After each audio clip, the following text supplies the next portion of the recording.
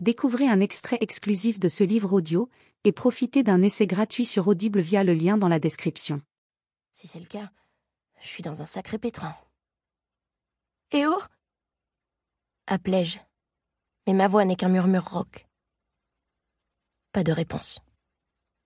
Je serre la pelle dans ma main droite, concentrée au maximum sur les bruits.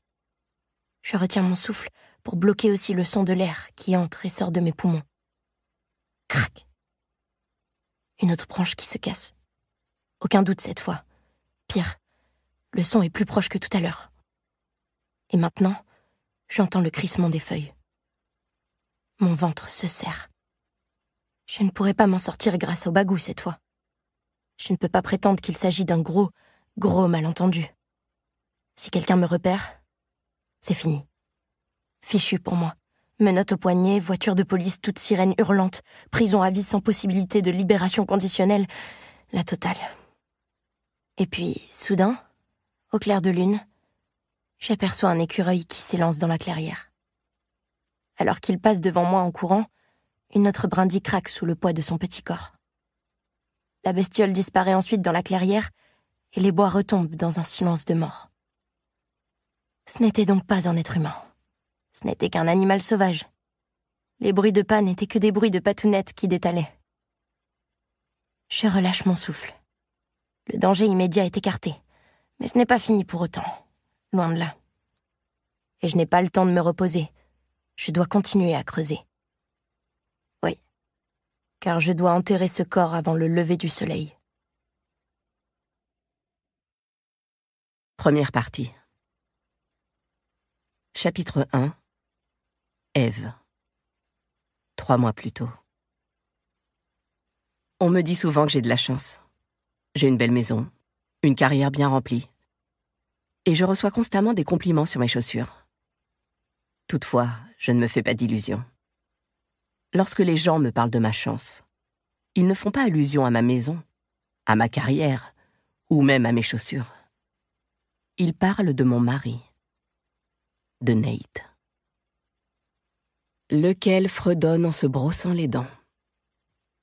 Il m'a fallu presque 1 an à me brosser les dents à côté de lui tous les matins pour m'apercevoir que c'est toujours la même chanson. All Shook Up d'Elvis Presley. Quand je l'ai questionné là-dessus, il a ri et m'a raconté ce que sa mère lui avait appris. La chanson dure exactement 2 minutes, soit la durée pendant laquelle on est censé se brosser les dents. J'ai commencé à détester cette rengaine de toutes les fibres de mon être. La même fichue chanson, tous les matins depuis 8 ans de mariage. Je pourrais probablement résoudre le problème en évitant de me brosser les dents à la même heure que lui, mais le matin, nous tâchons d'optimiser l'utilisation de la salle de bain, étant donné que nous partons à la même heure, pour le même endroit. Nate crache le dentifrice, puis se rince la bouche. J'ai déjà fini pour ma part, mais je m'attarde. Il s'empare du flacon de bain de bouche et se gargarise avec le liquide bleu vif. « Je ne sais pas comment tu supportes ce truc, » commentai-je. « Je les trouve acides, ces bains de bouche. » Il recrache dans le lavabo et me sourit.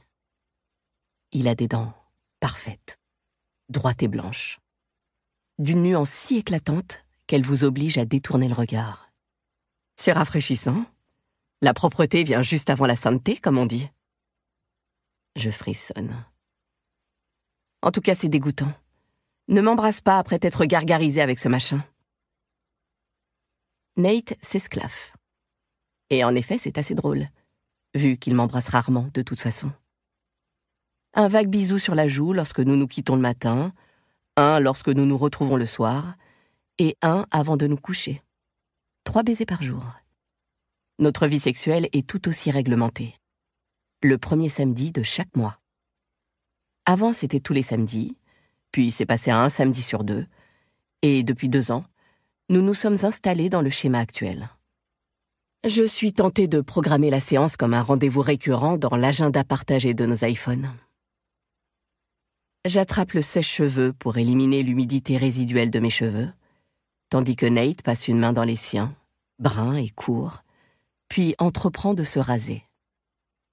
En nous observant tous les deux dans le miroir, j'aurais bien du mal à nier que Nate est de loin le plus séduisant de nous deux. Livre audio complet gratuit disponible en description de cette vidéo.